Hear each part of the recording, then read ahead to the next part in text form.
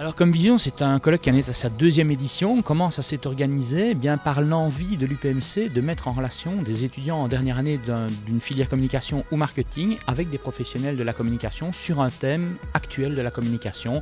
En l'occurrence ici cette année l'éthique, on a de plus en plus tendance à la bafouer. L'an passé c'était l'importance des nouvelles technologies par rapport au contenu. J'avais vraiment ce sentiment qu'il y avait une demande des étudiants qui me disaient on ne rencontre pas suffisamment de professionnels. Et donc l'idée a germé, elle est vraiment partie de là en me disant mais tiens, il y a peut-être moyen de faire un événement pour les faire se rencontrer. Et je pense qu'il y a une demande. Et d'un autre côté, je me suis aperçu qu'il y avait aussi une demande de certains professionnels de la communication d'avoir une vision extérieure. On est dans une routine de fonctionnement et dont on a parfois peut-être du mal à sortir. On pourrait mieux faire. Et c'est très souvent un stagiaire, moi j'ai très souvent eu le cas quand je travaillais dans le secteur hospitalier avant, un stagiaire qui débarque en me disant mais vous n'avez jamais pensé à faire ceci comme ça. En tant que futur communicateur, je pense que c'est un rendez-vous incontournable dans le sens où on rencontre des professionnels, on a leur ressenti par rapport au métier, donc on ne pouvait pas manquer ce rendez-vous. Une excellente conférence donnée par Thierry Welloff, notre intervenant français, sur la culpabilité de la communication. Est-ce que les communicants sont tous coupables? Coupables de quoi? C'est ce qu'il nous a expliqué, coupables de mentir, coupables de braver l'éthique. Ensuite, il y a eu une partie, et je pense que c'est le cœur de Comme Vision, c'est un échange entre différents professionnels qui n'ont pas forcément les mêmes points de vue, c'est là tout l'intérêt. Donc on avait mis une journaliste, un sociologue qui est aussi président de l'Observatoire international des crises, Didier de Riche, une représentante du milieu politique, Sophia Chikirou, et puis Thierry Welloff qui était là pour la communication d'entreprise, et on les a fait débattre sous la modération d'un journaliste de l'RTV, on les a fait débattre de l'éthique dans la communication, en fait où placer le curseur pour que la communication soit à la fois éthique et efficace. La conférence était très intéressante, le débat également, c'était très vivant, c'est vraiment bien pour l'école d'amener entre guillemets du beau monde. La qualité des intervenants est absolument indéniable et c'est évident que chacun dans leur sphère de compétences, ce sont des gens qui ont énormément de choses à dire sur le thème. Donc ça, évidemment, ça donne au rendez-vous pas mal d'importance. Ensuite, parce que je pense que c'est un thème fondamental aujourd'hui.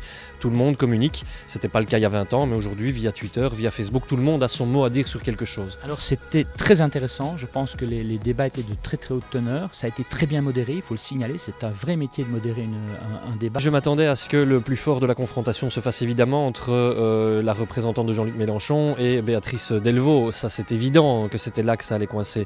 Parce qu'on est là face à deux mondes qui finalement s'opposent, même s'ils sont obligés de se côtoyer. Et on le voit tous les jours. Il y a le monde de la communication qui, quoi qu'il en dise, veut toujours essayer de faire passer le meilleur message possible. Et puis les journalistes qui, derrière, vont se dire « Ben non, moi, c'est justement le message que vous planquez que je veux avoir. » Justement, c'est pour ça que je suis venue. C'est ce qui alimentait le débat et ce qui était intéressant dans la rencontre parce que c'est la preuve que les avis sont différents d'une personne à une autre et c'est justement la rencontre entre deux personnes qui fait qu'on apprend justement des choses par rapport à leur ressenti, par rapport à leur vécu, leur expérience. Mais je pense que les contenus étaient très pertinents et moi ce que j'en retiens c'est qu'à un moment donné il faut vraiment qu'on arrive tous à sortir de cette instantanéité, à reprendre le temps de penser sa communication. Mais dans une conférence, moi, quoi que je fasse, je veux que ce soit la salle qui prenne un peu le pouvoir à un moment donné. Je crois que c'est vraiment fondamental que nous, professionnels de la communication, puisqu'on était tous là en bas, on écoute ce que les gens ont à nous dire et qu'on ne se contente pas de délivrer le message qu'on a envie de délivrer. Ça aussi, c'est de la com.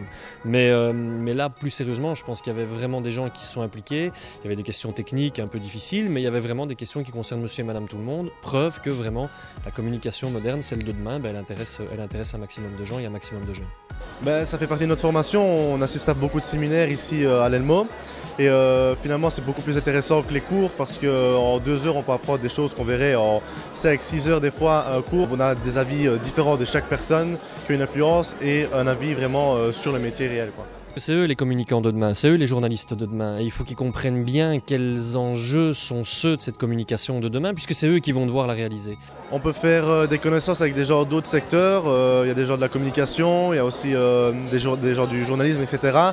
Donc le but du concours c'est vraiment de faire du réseautage, avoir le plus possible de cartes de visite finalement. Et donc moi ce que je fais c'est que je donne la mienne aussi en fait aux particuliers pour pouvoir avoir aussi des contacts de business bien sûr.